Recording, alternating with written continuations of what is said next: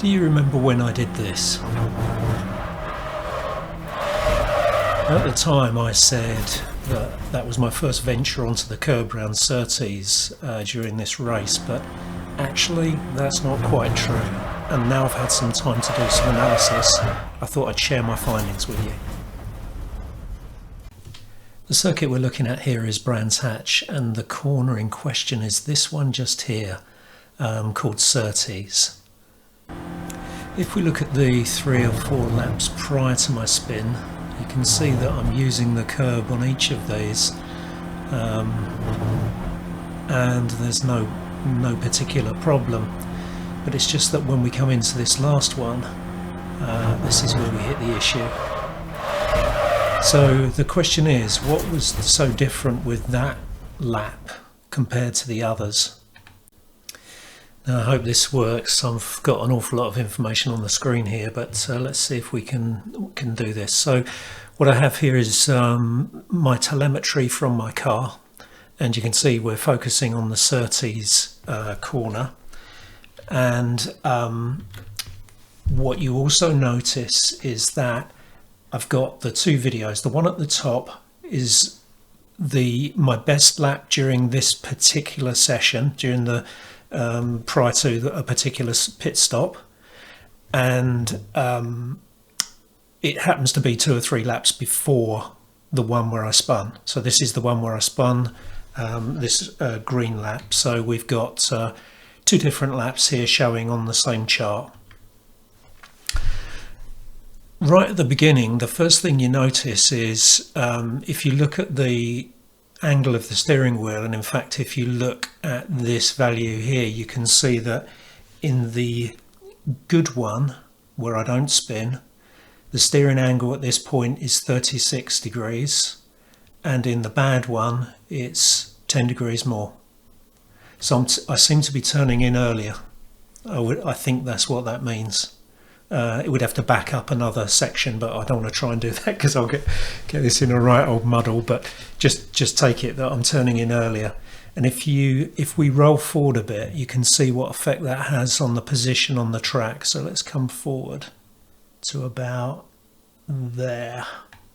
Now if you look, it's not ideal because they don't perfectly line up, but I think you can see, if I just pull that forward a bit and go back, I think you can see that in the bottom video I'm already closer to the edge of the track, the inside of the corner, than I am in the one above.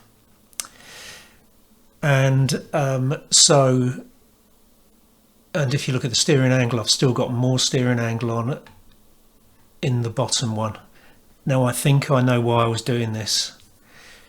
One of the things about Surtees is there's a big bump as you exit off of the curb at Surtees, and a way to avoid that is to try and get as high onto the curb as you can and try and skim across the curb and avoid the bump.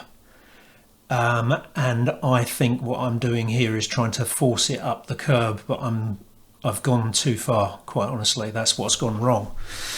Now I am going faster, so if you look here at these values here, we've got 124 versus 130, so I am going faster in the one where I spin, but I don't think that's the cause of it, because if you look at the G sum values, which is like grip circle, if we come through here, the grip circle value here as I get to the sort of curb, although it's higher than when I was on the slower one, and it's at 0.84 versus 0.44, I know that I can go just above 1 G in this G sum value normally, and I don't have a problem. And in fact, you can see earlier, just here, I'm much higher, and I am higher in the other one, and I'm not losing, I haven't lost the back end here or anything at this point. So I don't think that's the cause of the problem. I think the cause of the problem is that if I roll this forward just a bit further, and again they don't really line up too well, but I hope you can see that I'm considerably further up the curb, and in fact I think I'm right up on the high part of the curb, and that, I think, as I go over that, it throws the back of the car outwards, and that's what caused the problem. Because I'd been using the curb, you know, quite a lot before that, and I know when I raced here last year and I wasn't as fast last year, I was using this curb all the time. In fact, if you look at the cars in front of me, if you look at the DTO car that's immediately in front of me, he uses the curb right up to that steep bit. He just doesn't go up the steep bit. He does a really good job there because he's just tracking around the edge of that steep part of the curb, whereas I just overdid it, forced it out. You can see the car sort of jump as I roll it. Look, it jumps up a bit as I roll it up the curb, and I think that's what gave us the problem. Now at this point, I could even have a wheel on, partially on the grass actually at that point, but you can see it's just snapped away at that point, and now I've lost it. Okay, interesting. I hadn't looked at that before.